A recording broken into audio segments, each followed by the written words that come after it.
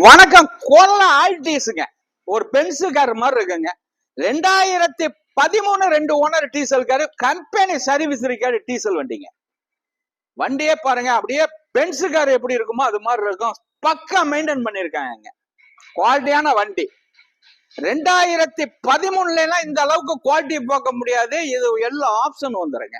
Option பாருங்க, உள்ளர உள்ள views எல்லாம் கேட்ட சொல்றேன் பாருங்க.